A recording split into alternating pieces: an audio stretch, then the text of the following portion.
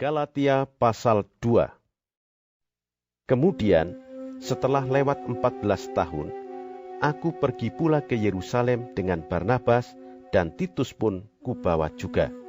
Aku pergi berdasarkan suatu penyataan, dan kepada mereka kubentangkan Injil yang kuberitakan di antara bangsa-bangsa bukan Yahudi, dalam percakapan tersendiri kepada mereka yang terpandang, supaya jangan dengan percuma aku berusaha atau telah berusaha.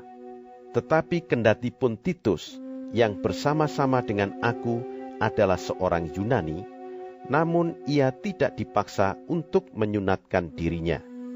Memang ada desakan dari saudara-saudara palsu yang menyusup masuk, yaitu mereka yang menyelundup ke dalam untuk menghadang kebebasan kita yang kita miliki di dalam Kristus Yesus, supaya dengan jalan itu mereka dapat memperhambakan kita.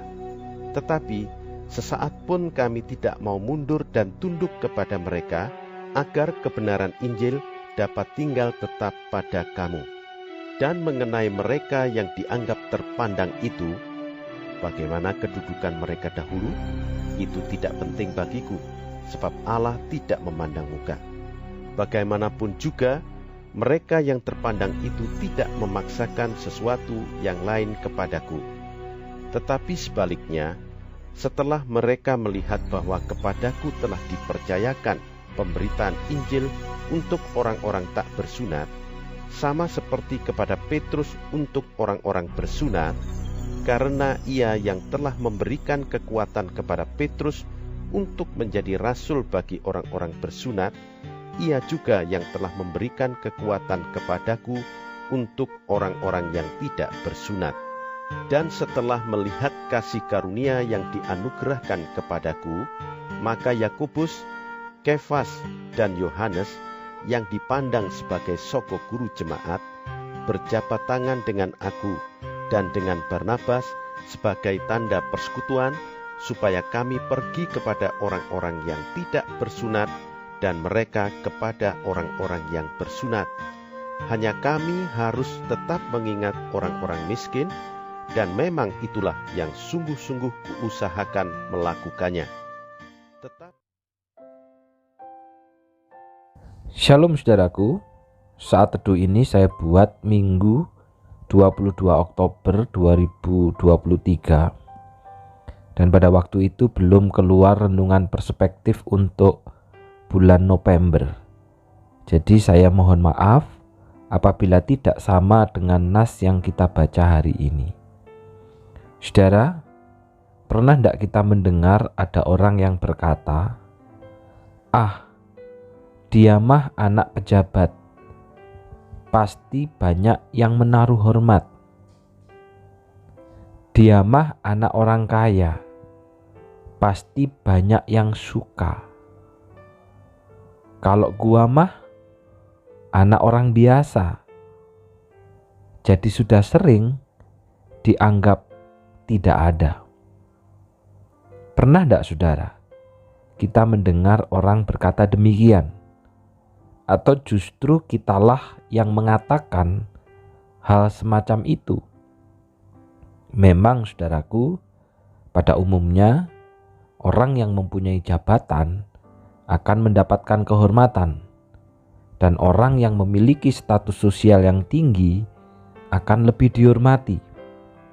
Namun dalam perikop kita hari ini, firman Tuhan mengatakan bahwa ayat yang ke-6, dan mengenai mereka yang dianggap terpandang itu, bagaimana kedudukan mereka dahulu, itu tidak penting bagiku, sebab Allah tidak memandang muka.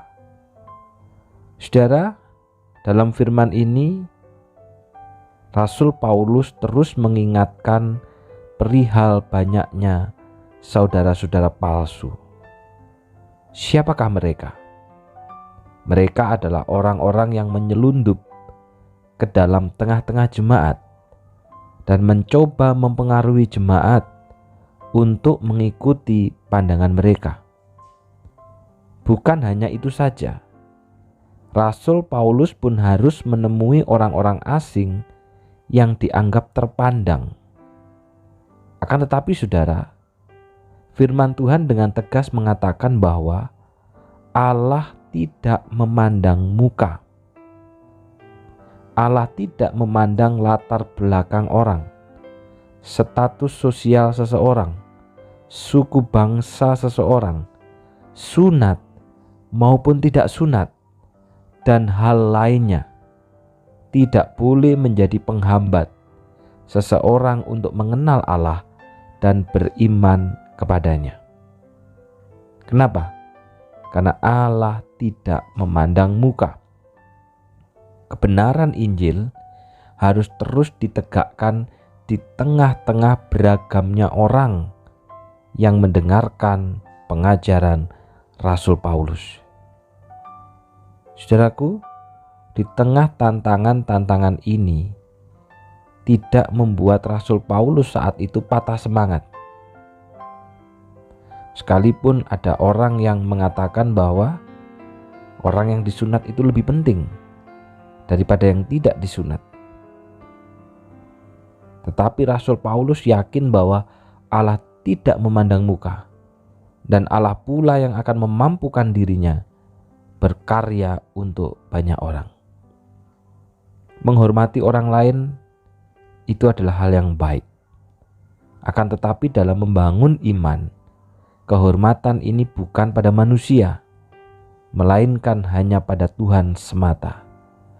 Baik seseorang itu terpandang atau tidak, baik seseorang itu memiliki jabatan atau tidak, baik seseorang itu kaya atau miskin, baik seseorang itu memiliki tingkat sosial yang tinggi maupun biasa saja, semua orang sama di hadapan Allah. Allah tidak memandang muka. Mengapa saudara? Karena dalam Roma 3 ayat 23 dikatakan, semua orang telah berbuat dosa dan telah kehilangan kemuliaan Allah. Saudaraku, di mata Allah, baik yang punya jabatan maupun orang pinggiran, baik orang yang kaya maupun yang sederhana, baik yang tampan dan cantik maupun yang biasa saja, semuanya telah berdosa dan kehilangan kemuliaan Allah. Dan hanya iman dalam Yesus yang dapat menyelamatkan kita, bukan karena jabatan, bukan karena kekayaan, bukan karena status sosial, bukan karena apapun juga. Tanpa iman kepada Yesus, setinggi apapun jabatan dan sebanyak apapun kekayaan tidak akan dapat membawa kita kepada keselamatan. Oleh karena itu saudara, apabila Allah tidak memandang muka, di hadapan Allah semua orang sama. Mengapa terkadang kita yang mengaku percaya dan milik Allah justru masih memandang muka terhadap sesama? Tak jarang kita memperlakukan dan menghormati orang itu berdasarkan jabatan, kekayaan, maupun kedudukan.